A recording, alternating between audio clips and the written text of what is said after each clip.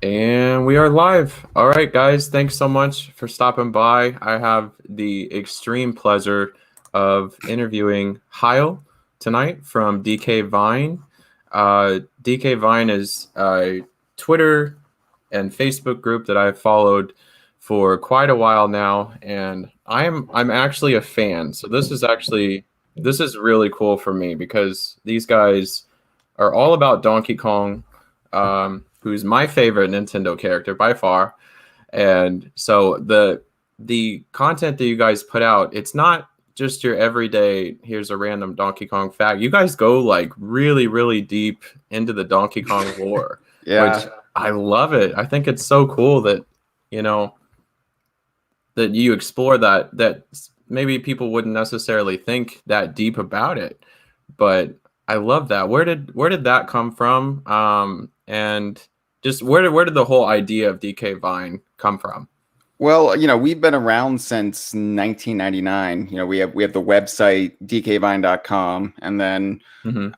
it's been a concept that hasn't been able to be killed. I guess it's persevered in a weird way to the point where it's now my career, which was never the plan. I was never like, I'm going to run a Donkey Kong website when I grow up. Right.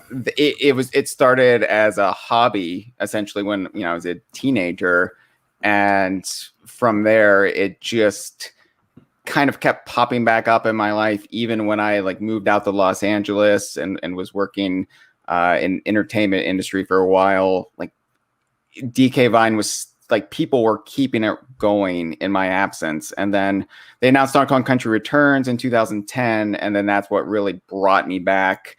And then from there, it just evolved. We have a Patreon. And then from there, we started to actually be able to be funded by our readers and our fans. And so here we are today. So it's been really weird, like to think the trajectory, because I played Donkey Kong Country, and that's where it all started, right? Donkey Kong Country, November '94. I rented it from Blockbuster Video, and that's how show my age. But it was weird because I was a Nintendo fan, right? Like I was the Nintendo kid. I had an NES, in the late '80s.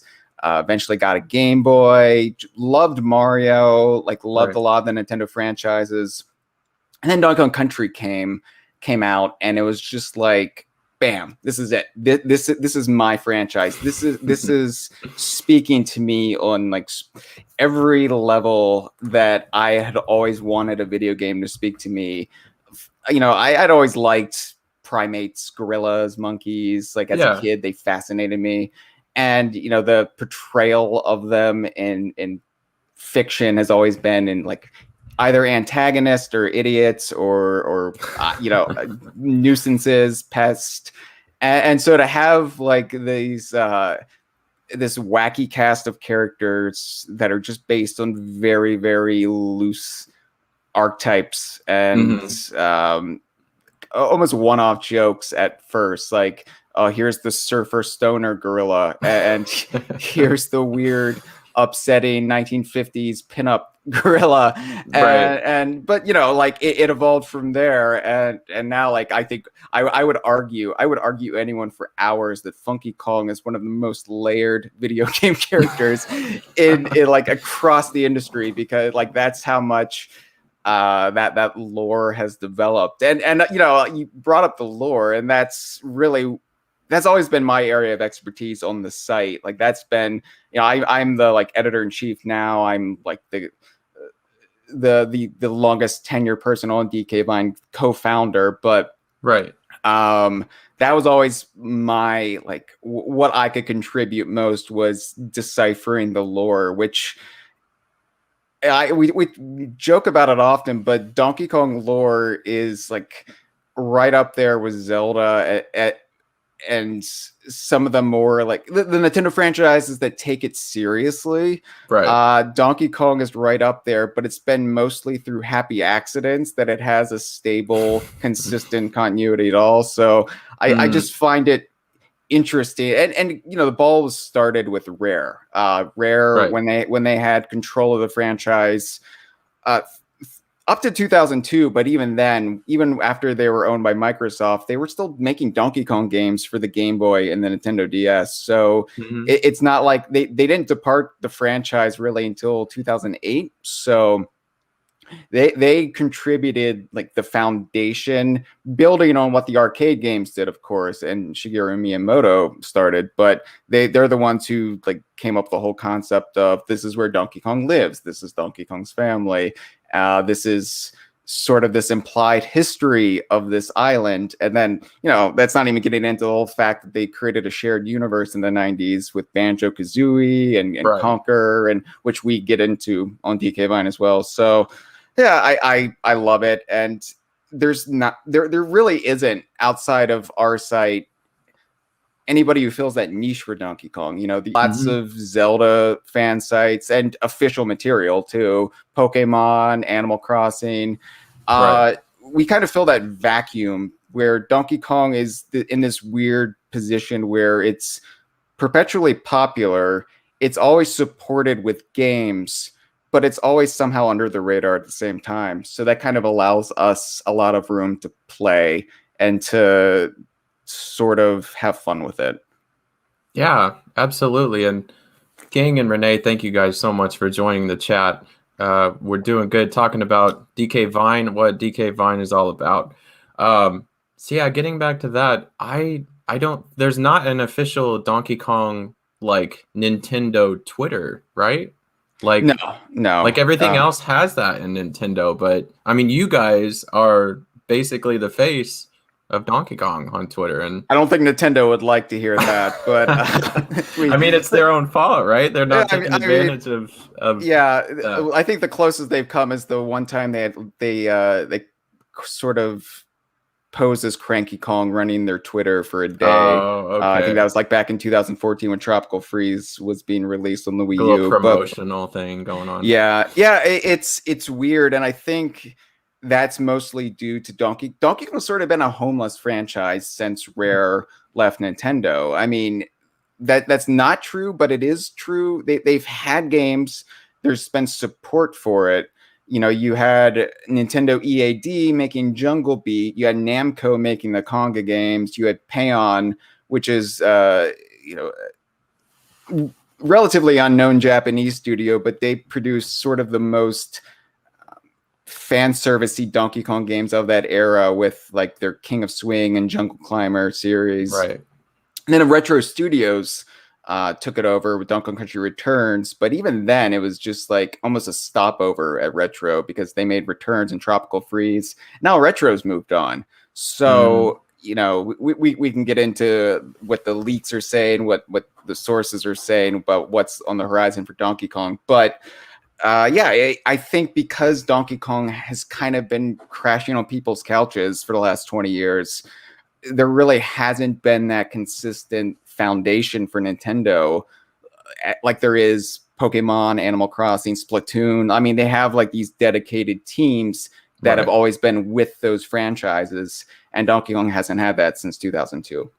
Yeah, definitely very upsetting to me because I absolutely love Donkey Kong, and I think there is such a big following out there for it, and I think it's one of the most frustrating franchises. Nintendo's frustrated me for years and years. I mean, I grew up on Pokemon, you know, I grew up on Pokemon and Donkey Kong are the two most nostalgic video games that I've played and will always pull me back no matter what happens. Obviously, Pokemon, one thing I've learned about Nintendo, they like to beat the beat of their own drum. They like to do what they want to do. They do not like following what the crowd wants them to do. That has been very, very clear. It took them like 20 years to put out another Pokemon Snap game. So it's clear that they want to do what they want to do. And I just wish that for Donkey Kong, they would at least listen a little bit, because it's not a dying franchise, but it's almost like Metroid in the sense that there's still so much there that can be done. And it's just like they're just leaving it on the table.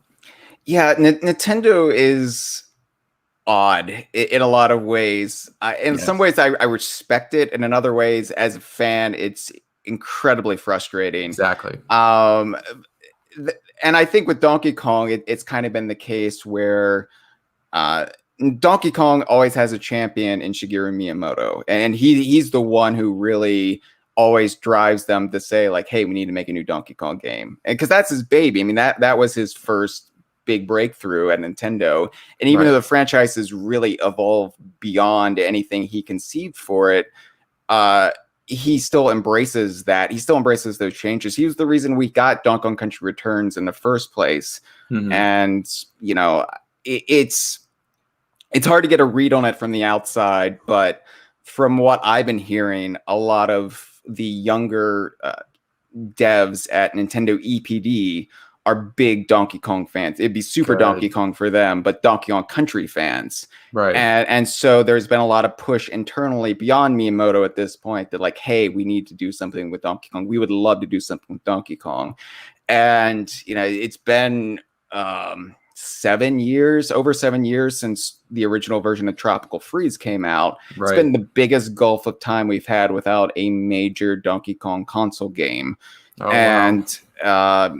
That's not for lack of trying, and maybe one day I can really open up from what I've learned, but there's been stuff in the works elsewhere, and ultimately Nintendo, I think around 2018, 2017, they decided, you know what, we're going to bring Donkey Kong back internally, and that's just what I'm hearing. We'll wait to see if it comes true, but supposedly, Nintendo is developing the new Donkey Kong game in Nintendo for the first time. They've got like from what I understand, this could be wrong. It sounds like they've basically formed a new Donkey Kong team from Nintendo EPD, and we'll see if that's actually true or not. But when you look at what they've done around the same time this supposedly all started, the Donkey Kong. So this is really in the weeds, kind of nerdy stuff here. But love it. If the merchandising rights, Donkey Kong. So if you want to make merchandise, it used to be the Donkey Kong and its sort of properties were under the Super Mario brand. So if you license Super Mario, you could license all the Donkey Kong characters, and that's how we got some. I think that was the case in the like aughts into like the mid 2010s. But then around 2017, they removed Donkey Kong from the Super Mario merchandising brand and made it its own IP, essentially. So you had to license Donkey Kong. And that's how, here, I got an example here. Let me see if I can find it. Hold on. Sure, yeah. So that's how we got these Donkey Kong shot glasses. Wow. See, the officially licensed Donkey Kong shot glasses that just came out the last year or two. That's awesome. But that was one thing. The other thing, Super Nintendo World, in both Japan and the US, there is it's the worst kept secret. The next big expansion that they're currently constructing is Donkey Kong Island. Oh my! And so you know the Super Mario stuff. That's the big stuff, you know, that they've launched with. Right. But yeah, if you go to our Twitter, you go to our website, you'll see pictures of what they've got cooked up. You know, they got the minecart roller coaster. They've got you can purchase souvenirs from Funky's airplane. You can. There's like animatronic Rambi and all sorts of stuff planned. Wow. But yeah, so we're thinking this is the 40th anniversary of the original arcade Donkey Kong. So we're thinking that, you know, there's going to be some announcements, not with as much fanfare as they did for the 35th anniversary of Mario, but, sure. or excuse me, Super Mario Brothers. But, you know, all of this stuff coinciding probably isn't a coincidence, and we're probably going to get some news about the new game, hopefully around the time we get news about the theme park. So, well, that's very exciting. And that was actually going to be one of my questions that I was going to ask you was with all the hoopla about the Super Mario anniversary, and then you know, they come out with the Legend of Zelda anniversary. It's like a lot of people think that Donkey Kong is being ignored. So you firmly believe that they are going to acknowledge that anniversary. Yeah, and I think, you know, we've got to check our expectations because, Nintendo does what they do, and Nintendo also has a lot of weird ideas about, well, this is a new team. We need to create our own characters for it. I don't think it's going to be a Jungle Beat situation where they completely had a new cast sans Donkey Kong. Right. I think I don't know how much you followed, the news about King K. Rool being in Super Smash Brothers, but that whole thing was a result of King K. Rool essentially coming out at the top or near the top of the Smash ballot back in the Wii U 3DS days. Oh wow. And they didn't anticipate that at all. They didn't even know there was any popularity for that character, and that kind of caused them to reassess a lot of the stuff about the Donkey Kong cast, and maybe these characters are popular. So Nintendo usually doesn't like to they have these soft rules about if you're a team making a game in a pre-existing franchise, you should probably only use the core characters that are absolutely necessary, and then create your own characters for it out of respect for the other team. So that's why like the Super Mario Land games didn't really have the same cast as the Super Mario Brothers or World games. That's why Wario rarely shows up in like mainline Mario games. I think like Super Mario 64 DS was maybe I don't know. Yeah. Not the expert on Mario, but and that's why Jungle Beat, they didn't even have Diddy Kong in Jungle Beat. So it was like, well, this is such a different Donkey Kong game that we're doing. We don't want to sully the characters by dragging them in, misreading the fan base completely, because at that point in time, I think we all wanted to have that reassurance that those characters that were created by Rare were going to continue to be featured and preserved in Donkey Kong games. So I think that was then, though, and this is now, and they're cognizant of the fact that, Rare created all these characters, but now Rare is developing for Xbox. It's not like anybody's going to be using Swanky Kong if we don't. So I don't think Swanky Kong is going to be in the new Donkey Kong game. I just want to be on the record for that. I would be completely bowled over, but I do think we'll Diddy, you'll never have to worry about Diddy not being in these games. I think Dixie, Funky, Cranky are all kind of givens. K Rool now has kind of been elevated to that level because of the Smash ballot, man, and Smash Brothers in general. Because once Smash Brothers deems something worthy, then it is worthy, and it will forever be worthy. Right. Absolutely. I remember that announcement and how crazy people went when K. Rool was announced. Like all the memes and everything of Donkey Kong and Diddy seeing K. Rool in that announcement video was absolutely huge. I don't know. I think people have always loved Donkey Kong and always will, and it is sad that it's been kind of torn apart, like from these different companies, and it's not really had a home. But that is super exciting, though, that we could get that announcement of a new game. Yeah, I'm hopeful, and I don't like the problem too is with the pandemic and delayed development cycles. I don't know if it's going to be at this E3. A lot of people are like putting all their eggs in that basket. They're getting like they all want to hope for something, and I'm kind of over here saying, yeah, it's coming. All like I have a few well-placed sources, and they all agree that it's coming, but they're not telling me when it's coming. So.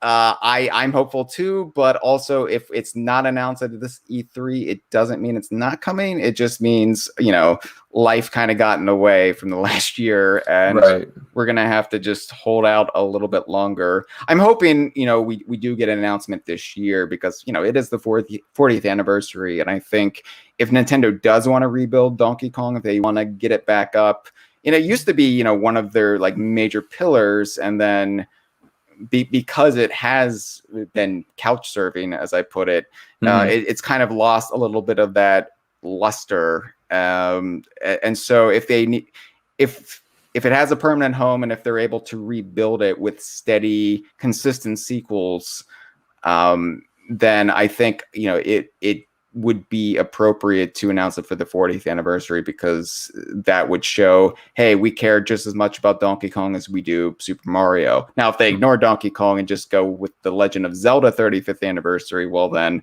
that's what alcohol is for. But yeah, I really hope they don't do that, because I know Nintendo they don't enjoy ticking off people, but sometimes it seems that way. And I know that the Donkey Kong community would be very, very disappointed, because at the very least, an announcement would not hurt to, at least put that out there. A teaser, we don't even have to see footage of it. Right. You can just say, I remember when Metroid Prime 4 was announced, they just announced it with the logo, and then that's it. That would be enough for me, quite honestly. I'm not a picky man. I'm just same here. Just give us something but yeah, I really hope that's exciting. That would make my E3 for sure. So one of my first questions for you, you said back in, was it 1994, you went to the Blockbuster, picked up Donkey Kong. What was it about Donkey Kong? And I know you talked a little bit about it already, but what was it that really, what hooked you? What really got you into it? And it's turned into a career, like you said. What is it about Donkey Kong that you love? I love that it's probably the only video game universe that I would actually want to visit and live in.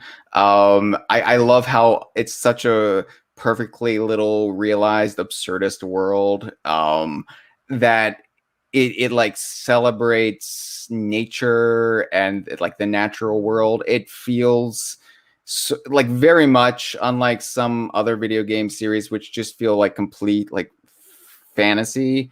It feels like it could be a part of our world, only, of course, just elevated and heightened in the exaggeration just a little bit more. But, everything about Donkey Kong Country when I played it was just so perfectly realized. And little things like how, floating platforms were kept to a minimum. Everything was organic and part of the environment.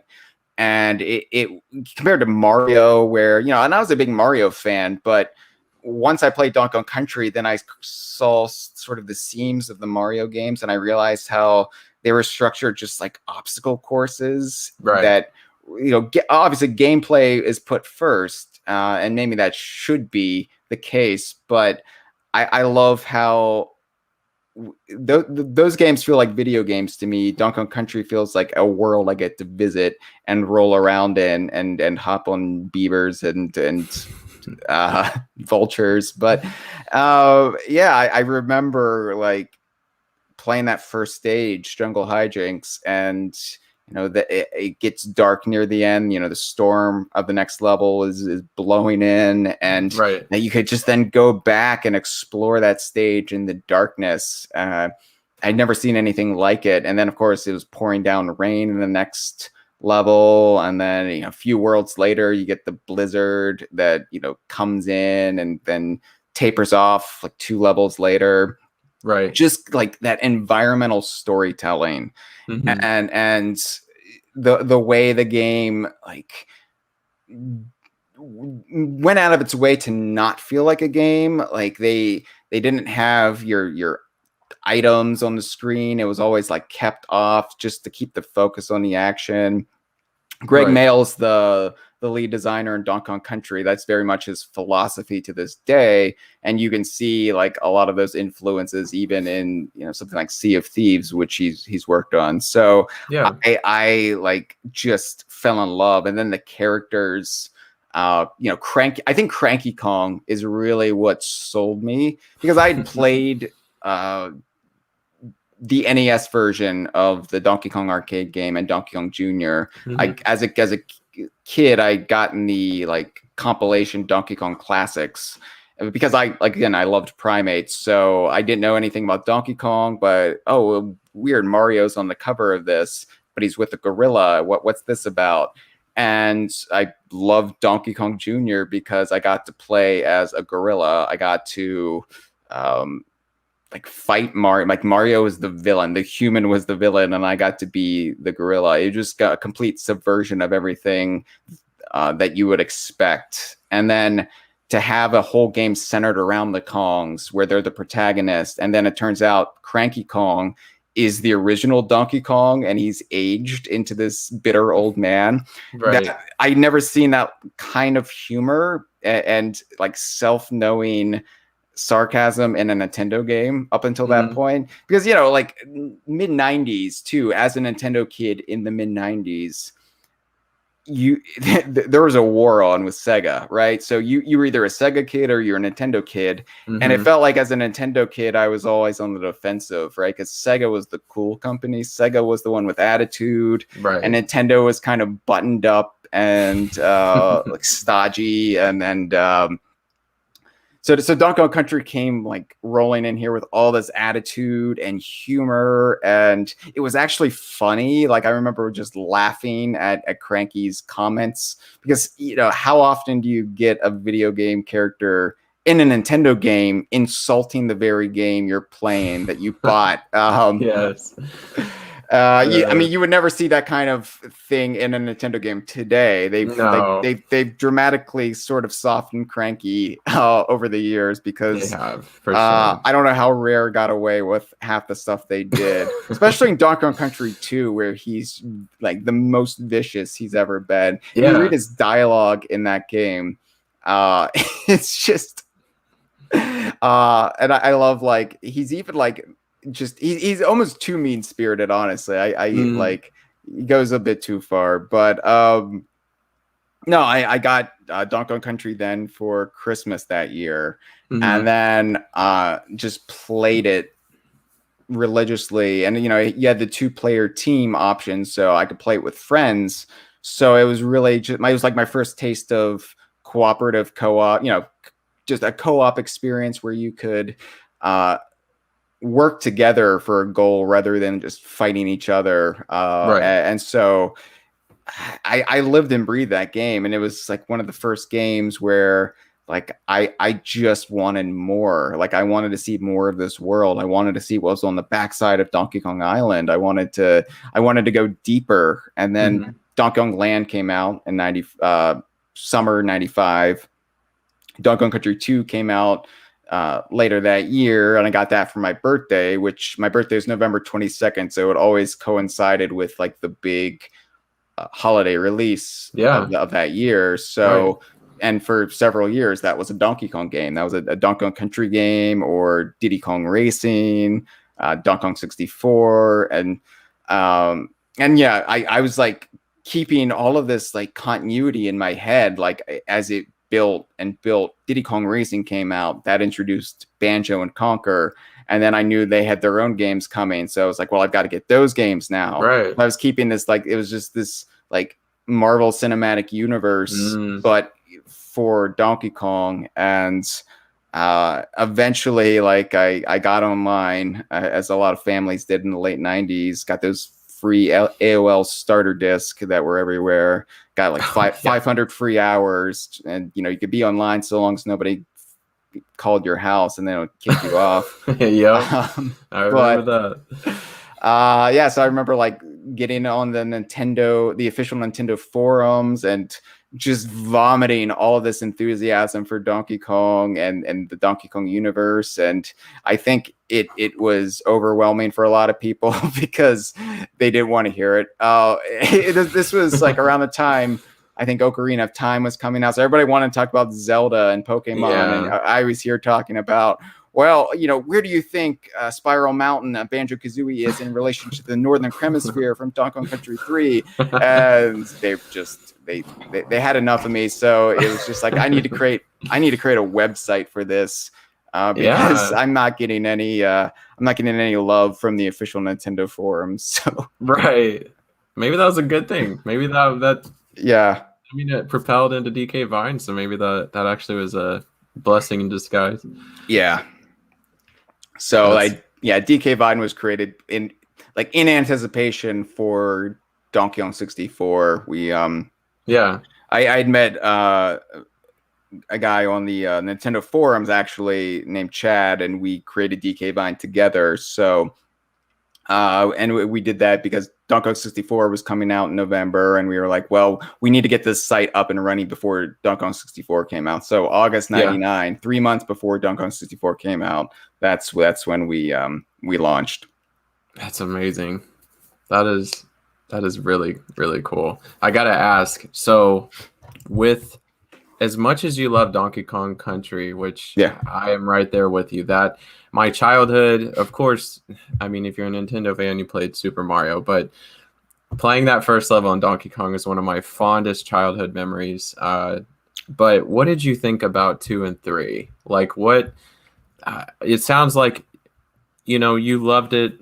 The first one, it was great and amazing. That sets up that higher expectation for 2 and 3. So I know a lot of people have some problems with 3. But what did you think about 2 and 3 moving forward, and also the whole storyline of not playing as Donkey Kong in a Donkey Kong game? Oh, I loved it. I love 2 and 3. 2 is my favorite game of all time. Just really? On the record. Yeah, 2 is, to this day, I think it is. I always say, if extraterrestrials came down to our planet and they threatened to vaporize us unless we like took them to the best 2D platformer game, the only choice would be to take them to Donkey Kong Country 2, and we would save the planet, and there would be intergalactic peace. That's amazing. So like Diddy Kong was my favorite character in Donkey Kong Country, and I think because like I was roughly around the same age that Diddy was portrayed as when Donkey Kong Country came out, so Diddy was just this wannabe who like looked up to Donkey Kong, and you know, so much of Donkey Kong Country was just a shameless homage to things already in pop culture. You know, the treetop villages were just the Ewok villages from Return of the Jedi, right? But the relationship between Donkey and Diddy Kong was very obviously, I think, patterned after Indiana Jones and Short Round from Temple of Doom, right down to the minecart sequences. But Diddy, I loved his whole character arc of wanting to become a video game hero, right? That whole fourth wall breaking, like that's his reason for being, is to be a video game hero. And so Diddy getting his own game, him taking over the sequel and having to rescue Donkey Kong, not only was it a great callback to Donkey Kong Jr., but it also like really showed that this series could be whatever. It didn't have to be this particular pairing of Donkey Kong and Diddy Kong. Didn't have to even be about Donkey Kong so much. And then that gave us the great character Dixie, and you know, everything about Donkey Kong Country 2, from the design to the setting to the music to the humor to the gameplay. Like it's perfect. It's I don't know if it will ever be topped in my rankings, because I mean, you got nostalgia propping it up, right? But I think it took the series, it took the potential and promise of the first game and just perfected it. Number 3, I love. I think number 3 is different, and it's different because it was developed by a mostly different team behind the scenes. So, but I like that it's different. You couldn't top Country 2, especially a year after it came out. Yeah, like that's what people forget. There were essentially a new Donkey Kong game every year within a span of 2 years. So like between 94 and 96, we got the Donkey Kong Country trilogy. Right. And I think they like having a different team behind it and having different philosophies justified it. Even if people don't like it as much, I think it's gotten a bit of a reevaluation since it was added to Nintendo Switch Online last year. Yeah. And you know, it's different, and I think, you know, it was always going to suffer from the third game itis problem, where, you know, when you have a third game, you never see that really today. You know, you usually get a sequel, and then if a game does get a sequel, and then you're on to the next console generation. Right. So, you know, there weren't 3 Super Mario World games. So, you know, and the Super Mario Brothers trilogy on the NES, Super Mario Brothers 2 was the radically different one because it wasn't even a Super Mario game at first. Right. So, I like it. I like it. I like that it's Dixie Kong's game. I think Kiddy Kong works as a character because he's supposed to be a stupid hindrance. Like that's the point of the character. They didn't want to create this really cool character who fans would be clamoring to get their own game because there wasn't going to be Donkey Kong Country 4 after that. Right. So I kind of closed off that problem. No, I like the Northern Hemisphere. I think that's a interesting setting. Yeah. It's that I don't like it as much as 2, but I like it more than the first game. Weirdly Really? enough, so yeah. That's interesting. See, I wouldn't have guessed that. But I mean, I did go back and play them within the last 6 months. I went through the 3 of them, and the one thing that I loved, I like 3 a lot. I'm not one of those people that would critique it, out the wazoo because it is the 2 different characters. But I loved how each game got better, especially gameplay wise. Like they really polished those games for it being 1996. Like that is a smooth game to play even today. Yeah. And I know Donkey Kong Country 1 felt a little rough, but people need to like weigh in the fact that, we're 20 some odd years past these games. But going back through them, and it was like you could distinctly tell, especially playing them in sequence, like how they polished them and how each one is better after the next. And I did really enjoy those. Why is Dixie not in Smash? I gotta ask you that as well. Why is she not in Smash? Oh, because the story of Donkey Kong and Smash is a long history of suffering and missed opportunity. I mean, so the reason Dixie isn't in Smash is like I think the closest she came was when they were toying with the possibility of having Diddy and Dixie as like a ice climbers duo. Okay. Which I'm glad they didn't do because it would have done both of them a disservice. But the problem with Melee, I loved Super Smash Brothers Melee when it came out. I poured in hundreds of hours into it.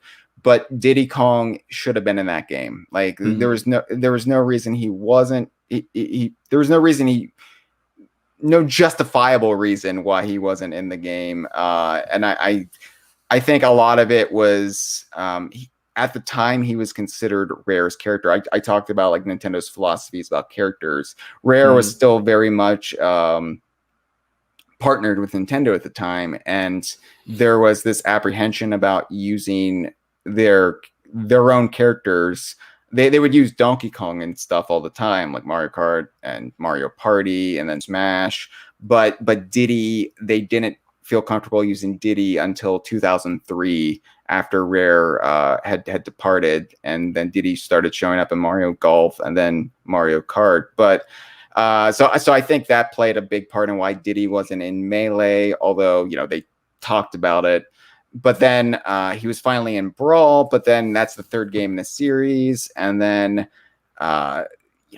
when the 4th iteration on the Wii U and 3DS came around, that's when we should have gotten Dixie. That's when we should have gotten K. Rool. But we didn't get any Donkey Kong characters in that because we need to get, this is going to make me sound bitter, but we need to get 20 Fire Emblem characters in the game instead. It was very much... I think the 4th Smash Brothers game, it was more Sakurai and the team wanting to get in characters they wanted to get in personally, rather than like which characters thematically as a representation of Nintendo and video game history should be in the game. They got some of that, like Mega Man and Pac-Man and stuff, but it was really a lot of like Fire Emblem characters and a lot of newer Mario characters, which great, but there's already all of these Mario characters in the game. So Smash Ultimate was kind of like a makeup because not only did we finally get K. Rool, but we got Banjo-Kazooie as well. But Dixie, I think it was just because Donkey Kong has always been underserved because of circumstances in Smash. We just kind of missed out on Dixie. She deserves to be in it, but I can't say I'm going to be upset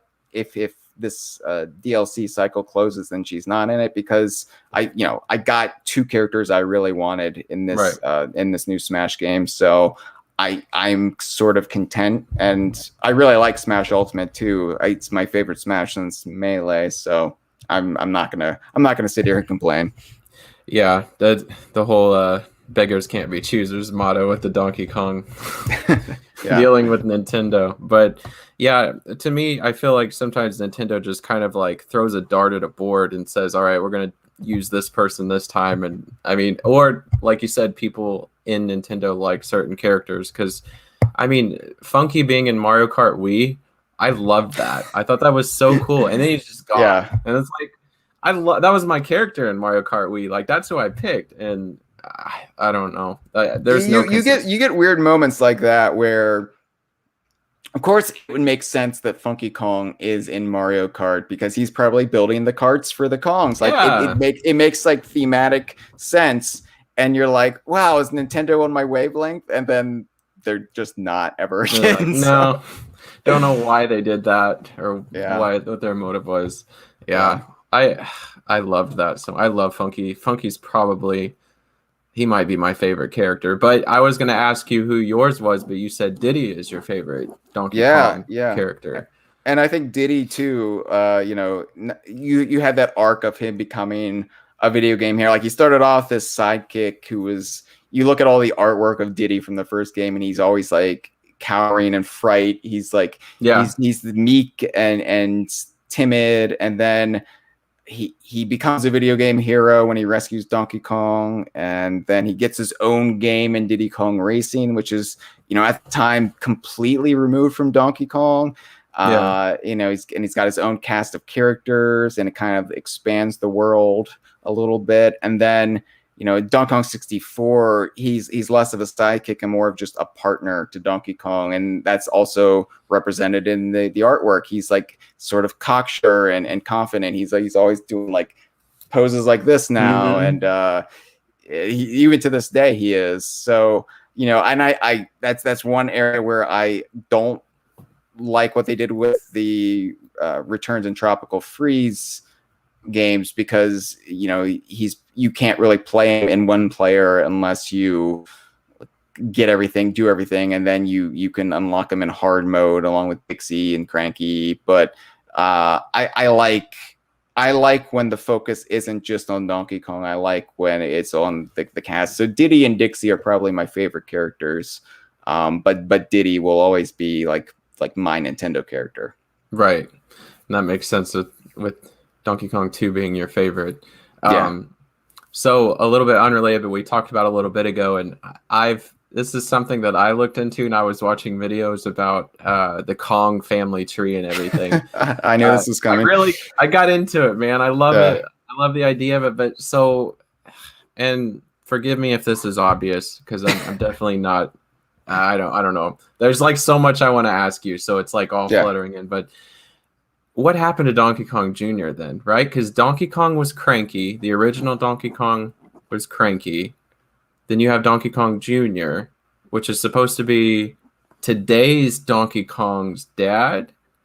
Well, okay, so I'm not gonna say I have all the answers for this, because I want to know what you believe. Okay, well, I think the only explanation that makes sense when you look at the totality of every statement in game and behind the scenes, I think the only thing that makes sense is right. So I'm actually working on a video right now that gets into this. Oh, awesome. But it's taking forever because I feel like I need to bring in a team of lawyers to really like make sure this is an ironclad defense, because I know I'm going to get hate on one side or the other no matter what I say, because this is actually a very divisive topic. And it's divisive because you get a contingent of fans, and I'm not saying they're wrong, because teach their own. I'm very much like I don't like the Donkey Kong Country cartoon show. Hate it. I think it's an abomination, but I like that it brought a lot of people to the fandom, right? Yeah. So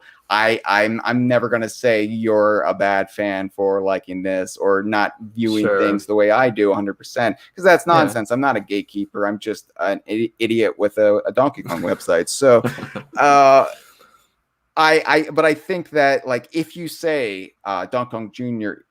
actually grew up to be the modern Donkey Kong, people are upset because that somehow like erases Donkey Kong Jr. if they really like his design or just like him as the package that he is.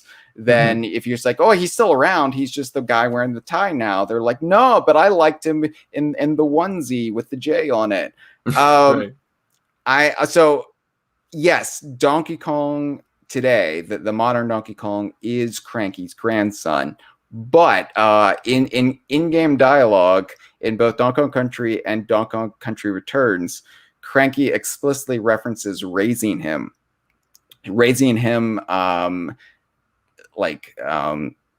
since he was a child. So let's say this argument is that we're just going to go with the biological assumptions that Donkey Kong Jr. Is the father of the modern Donkey Kong because it's established that the modern Donkey Kong is Cranky's grandson. Right. That would mean something happened to Donkey Kong Jr. and that he either sired a son and then skipped town, or he something befell him, some tragedy befell him, and he is no longer on this mortal coil. I think no matter what scenario you get in, the potential of getting into dark territory is high. Yeah. So Donkey Kong 64, Cranky actually references Donkey Kong as his son, and in every other game he refers to him as his grandson, but he calls him his son in Donkey Kong 64. So Rare waffled back and forth on this. They like their view of it changed in 1999.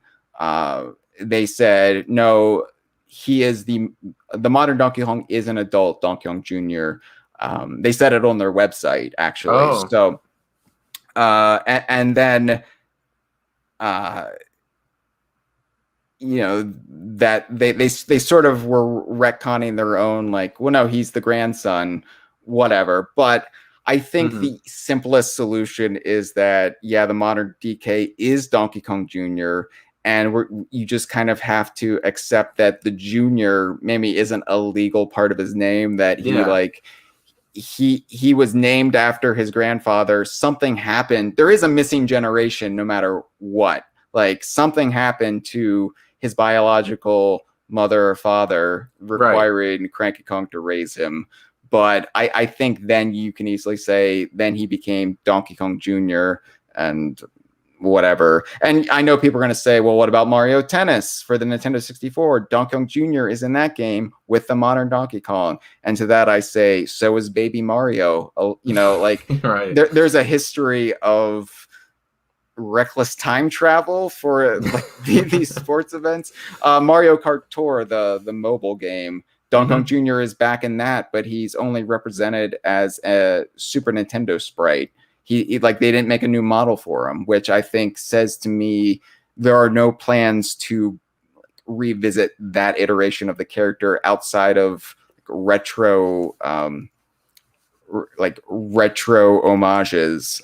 So I think even Nintendo doesn't want to tread into these waters because they don't know, and they don't like, no matter what answer they give, people will be upset. So it's better just to kind of leave it up to the fans, leave it ambiguous, and people can believe whatever they want to believe, whatever makes them happy. But no matter what, because the Kongs have aged up twice now, actually, because you got Cranky Kong, but then Tiny Kong also hit puberty and became a teenager. So I think it makes revisiting Donkey Kong Jr. in any real sense impossible.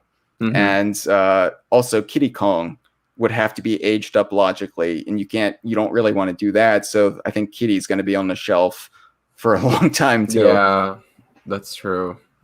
Man, I love all the moving parts though, and all the it is so much deeper than people realize just by making that one little mistake-ish. Yeah, it's deep, and like I love like another video I'm working on right now is sort of like the history of this like archipelago that all these games take place on. And when you really get into the weeds of like the Kremlin's backstory, and like they once controlled Donkey Kong Island because they have all of this like temple architecture on it, and then You factor in the game Donkey Kong Land, where we found out they had a ancient civilization in antiquity called Kremlantis, and then you like it just like builds and builds and builds. Yeah. Or something in the third game, the third Donkey Kong Country game, that's referred to the Crimean War, Kremean,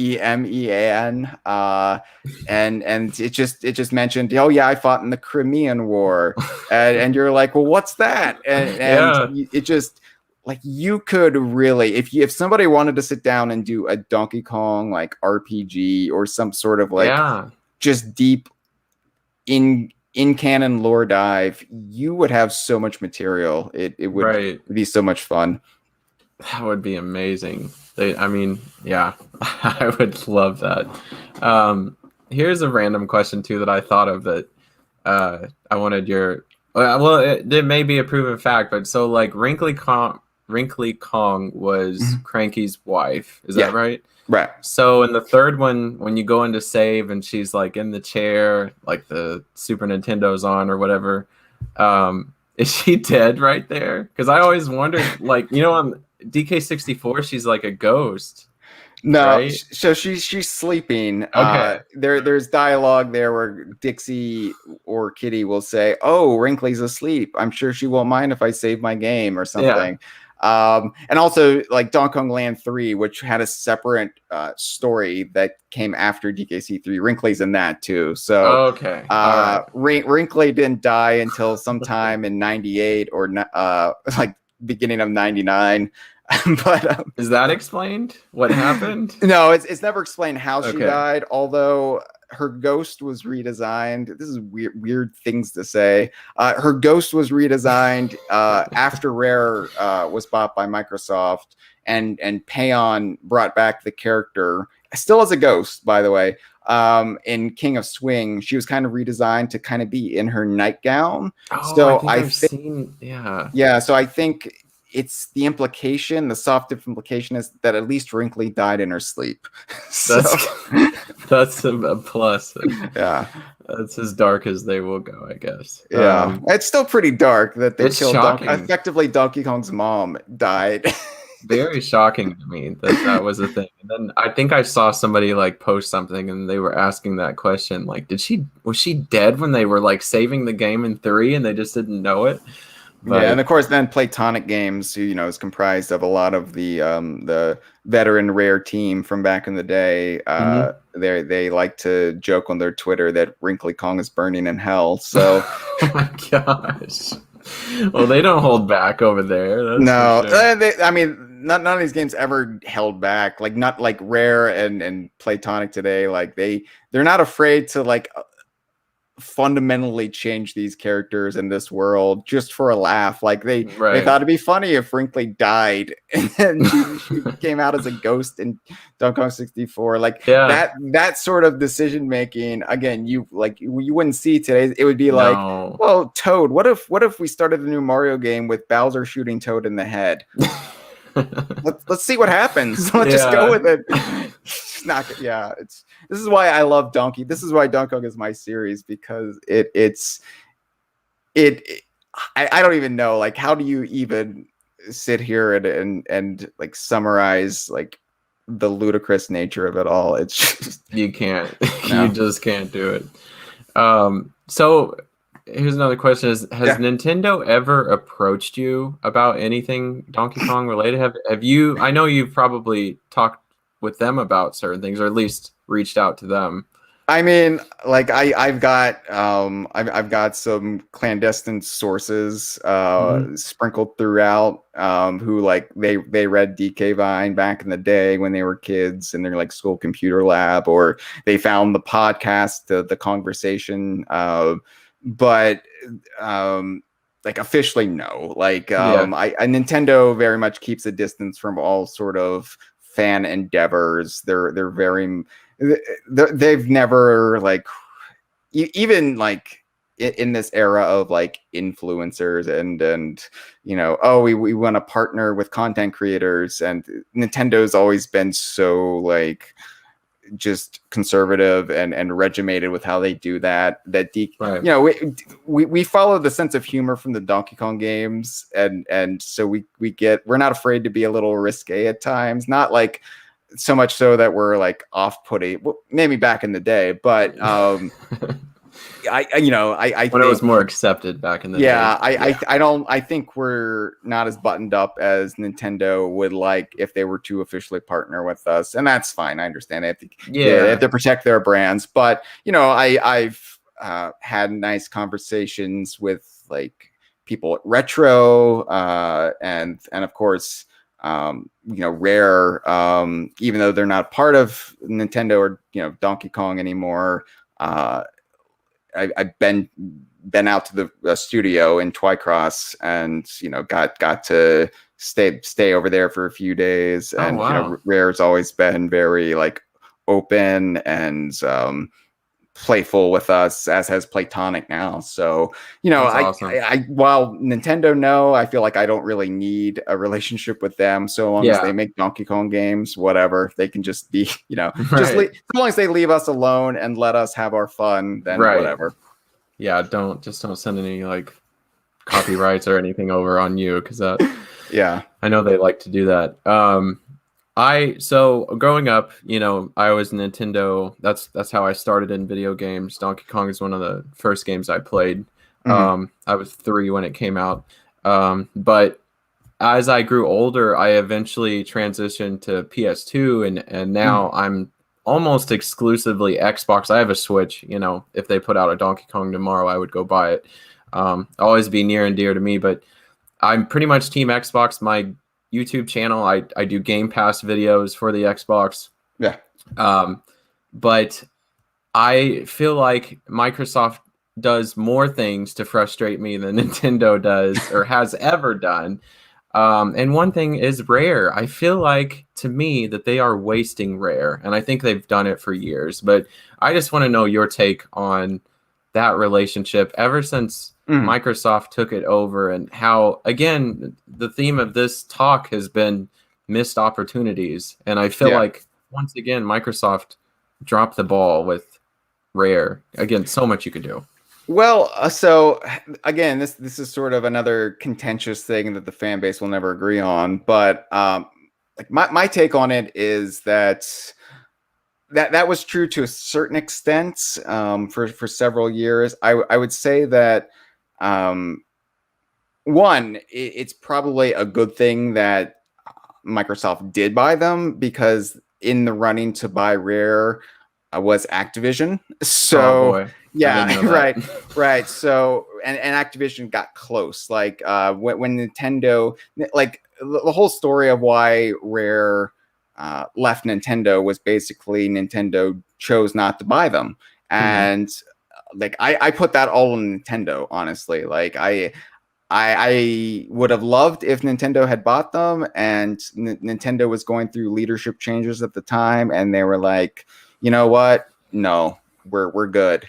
And so like all of Rare's allies had sort of like left or were in the process of leaving. One of them was Ken Lobb, who had worked for Nintendo of America and been a big like sort of middleman between Nintendo and Rare. Ken Lobb jumped ship to Xbox, which was just starting, and so Ken Lobb sort of greased the wheels over at Microsoft, got them talking, and eventually Microsoft beat out Activision and bought Rare. So dodged a huge bullet there, let me just say.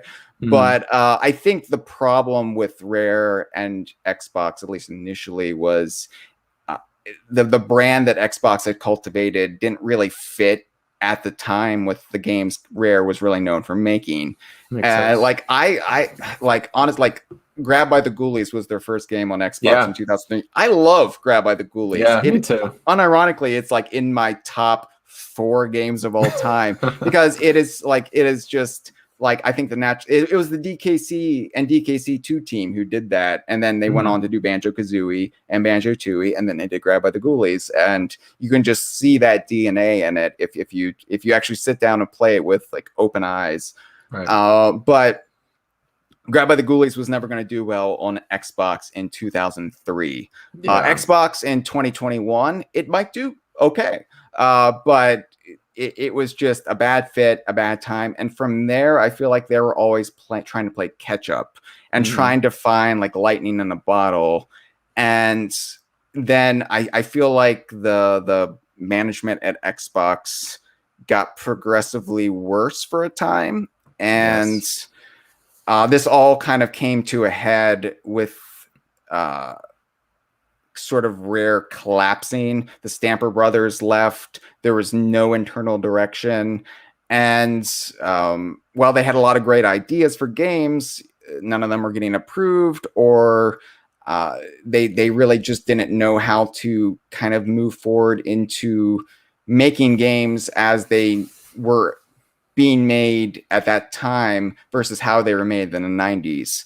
I think they were sort of like wanting to operate like an indie studio operates today, which is why like Playtonic is actually managing so well. But they had just too many spinning wheels. They had too much overhead, and it was just they did a lot of good stuff in that era, and I will defend a lot of it. Even something like Nuts and Bolts, I will defend, even if it was kind of misreading the room with how they promoted it. But I think it was kind of ahead of its time. But then Rare sort of collapsed, and they just were relegated to making the Kinect sports games. Again, some of the best games of their type, extraordinary polish.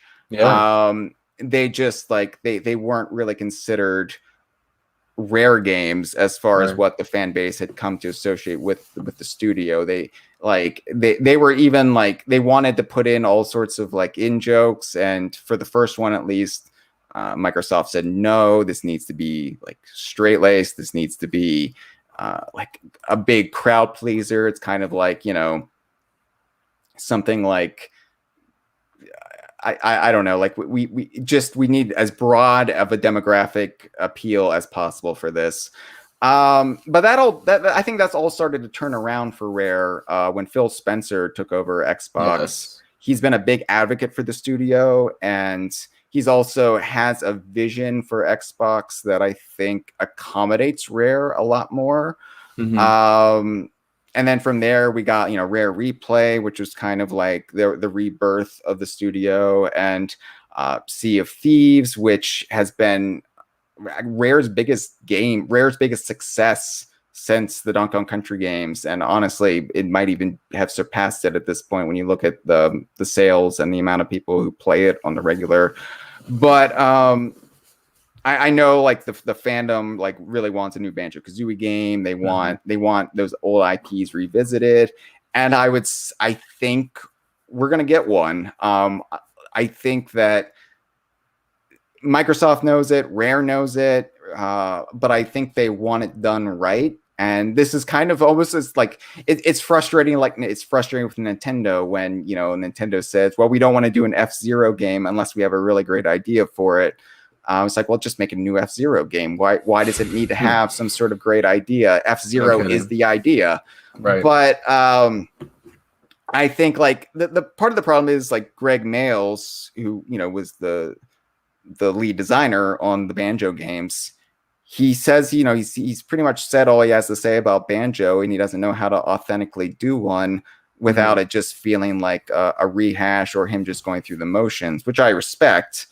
And so it's a matter of who can step up and make a Banjo game, so it does hit all of the things the fans are looking for. And I don't have the answer to that, because I honestly don't know even what I want. So but I would keep the faith, because I feel like Rare, again, I feel like Rare is in a good place right now, and for the first time since they were acquired by Xbox, they're actually a valued integral part of the Xbox Studios lineup. So that's just exciting for me as a longtime fan of the studio, to see them persevere and actually like pull through when it looked like they were on death's door a decade ago. So true. That's very true. That is something to be thankful for. My friend Kyle's in the chat. He said we have to have a great idea is one of the biggest game company cop outs. Yeah. And that's true. I mean, Yeah. it just says we don't want to put in the work, more or less. Yeah. But like, hey, they got Banjo-Kazooie in Smash Brothers, right? Yeah. Like they made that happen. They do listen to the fans. It's just a matter of how are they going to do it? They're doing a new Perfect Dark with an outside studio, and I think the same will happen with Banjo-Kazooie. I haven't heard anything. This isn't me like saying like I was with Donkey Kong. Well, I've heard this and I've heard that. Right. I don't know, but they know. Everyone at Rare knows. Everyone at Rare knows they need a new Banjo game out, especially riding off the Smash Ultimate, revitalizing of the brand. So it's just, right. I think, only a matter of time. Yeah, absolutely. So I got a few more questions. I know we're a little bit over an hour. That's I don't fine. want to keep you too long. I usually do a 4-hour podcast. So this, oh my goodness, that's amazing.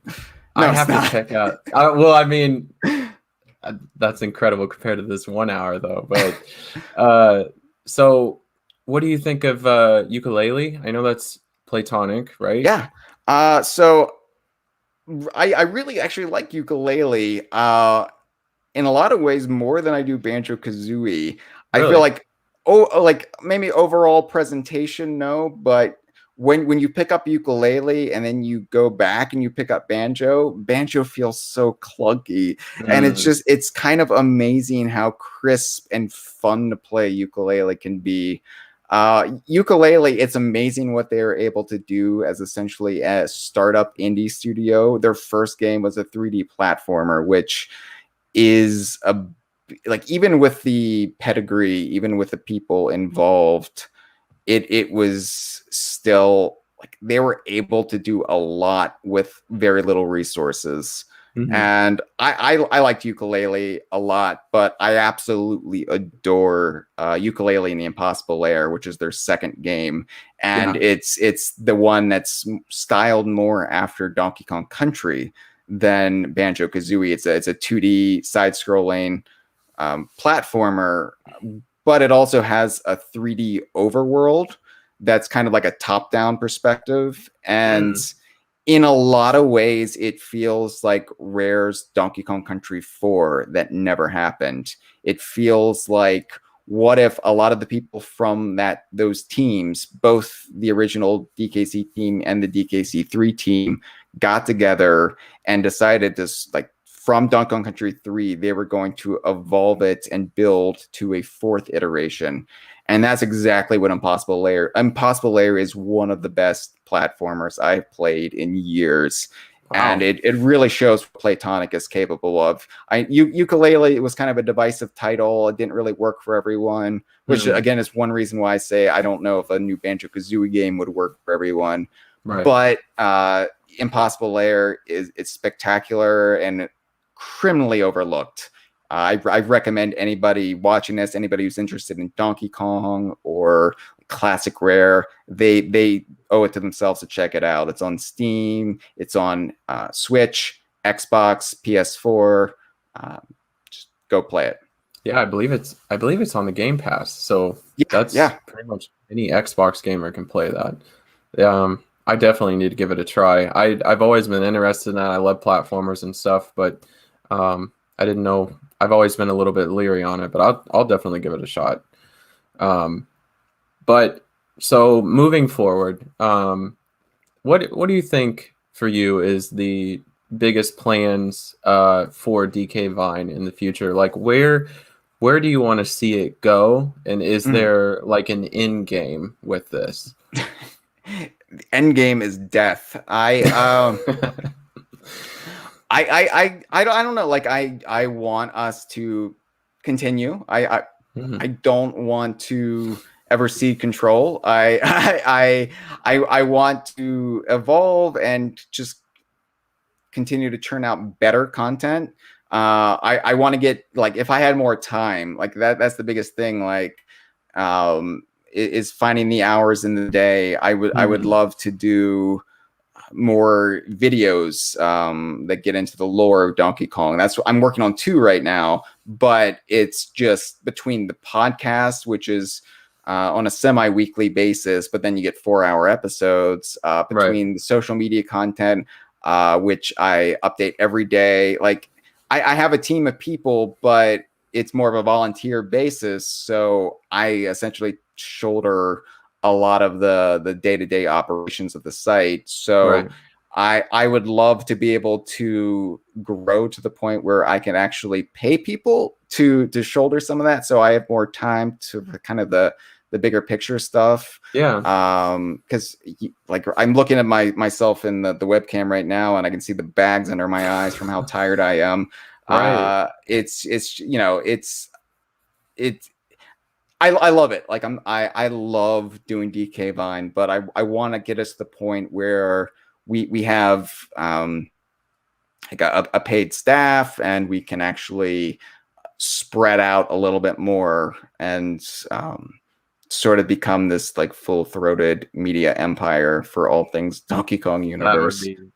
See, my biggest hope for you, and this is not a realistic hope because we've already talked about how Nintendo is super stingy and everything, but I want DK Vine to be the official Nintendo account for Donkey Kong, because I mean, there's nobody better. There's not a team that they could come up with that has been doing this. You said you've been doing it since 1999. Is that right? Yeah, like minus like I said, I worked in TV for a bit, so I haven't been doing it consistently. I have been since 2010, but yeah, there were a couple years there where I was still like owned the site, still paid for the site, still like popped in every now and then as like the authoritative voice on the site. But you know, I was kind of trying to like exploring other careers other than Donkey Kong journalism. And then ultimately I realized, you know what, I don't really fit in anywhere. I just want to kind of beat the drum of or drum to the beat, something about Donkey Konga. I don't know. I want to do my own thing, really be my own boss. And because I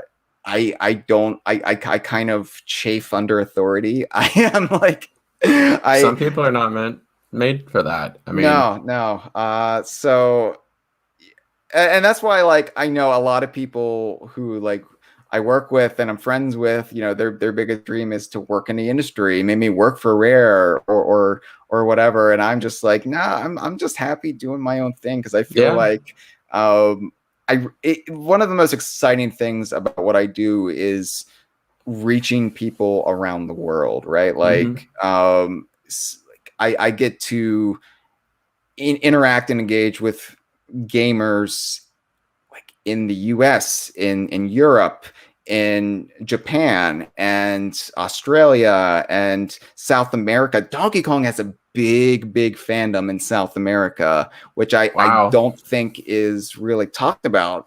And it's something I discovered running DK Vine, is it's huge in South America. Like cartoon anthropomorphic characters have never really went out of style in a lot of South American countries. So it's Donkey Kong is huge down there, and Nintendo should really take advantage of that. But yeah, it's really cool for me to see like this broad international fandom and kind of help bring them all together. That's really cool and special, and I don't take that lightly. So I love what I do, and I wouldn't really want to do anything else at this point. Yeah, you made a career out of it, and you love what you do. I mean, what more could you ask? I gotta ask though, what was the TV that you were? Oh, it was. So basically, I wrote for a college TV station for a bit, and I did win an Emmy from that. So from there, I went to Hollywood, and I hated Hollywood because I'm not someone who I don't like to kiss ass, basically. So it was just eventually like I was just like, yeah, I'm tired of this. I'm tired of like chasing these rings to kiss, and I'm just going to go find my own way, and Yeah. I didn't know what that path was, and then E3 2010 they announced Donkey Kong Country Returns, and that just kind of set me on the path I am today. So That is well, that's amazing. First of all, I respect that 100%. That Yeah. you were that successful, but you know, you went your own path. You didn't take the easy route that you wasn't could've. that successful because I did, I could barely make rent every month. Well, but, I mean, that's know, everybody in Hollywood, right? Like if Yeah. you're not like a movie star or whatever. But right. I mean, if you want an Emmy, that's incredible. Like, I mean, I yeah. respect that 100%. That you. So yeah, I can officially call myself an Emmy-winning Donkey Kong journalist. You know I'm going to use that in my title, right? Like Emmy That's fine. award-winning That's fine. DK Vine, even though it might not be synonymous with each other. But Yeah, no, it's not fine. yet. Not yet. My parents yeah. are very confused about what I do. They weren't playing Donkey Kong with you when you were growing up? No, they know of it, but they don't understand. They haven't really kept up with the world and content creation, and Sure, like sure. they think I'm basically like they probably like have written me off at this point, but No it's way. fine. It's fine. No, they are bragging about you somewhere right now. I guarantee it. Oh, But no. that is my hope for you. I know, like we said, Nintendo is going to do what Nintendo is going to do, but there's nobody better. That's the point that I was trying to make. There's nobody that they could come up with that knows more about Donkey Kong than you. And if they were smart and they did create a Twitter account, which to me, I can't think of another video game franchise that significant, that big, that doesn't have some form of social media linked to Nintendo. There's nothing that comes, or not Nintendo, but really the video game industry. Like everybody has an Instagram, Twitter, Facebook, like Halo, you know, Call of Duty, all that. Yeah. So that just blows me away. And I think if they were smart about it, they would come to you guys. So that's my hope. But nonetheless, I love what you're doing. I'm a huge fan. I really appreciate you taking time out of your incredibly busy schedule just to sit down and talk to me. That means a lot to me. I really do appreciate that. No, it was a lot of fun. Thanks so much for having me. Of course. So everybody out there watching everything, please check out DK Vine if you love Donkey Kong, Banjo, Rare, Platonic, anything of that nature. These guys are the best. This is Heil, the co-founder of DK Vine. Again, thank you so much for sitting down and talking tonight. No, thank you. It's been my pleasure. All right, guys, we'll see you next time. Thanks so much for watching. I will post Heil's content below, the DK Vine links, Twitter, Facebook, all of that. Please, again, check them out, and I will see you next time.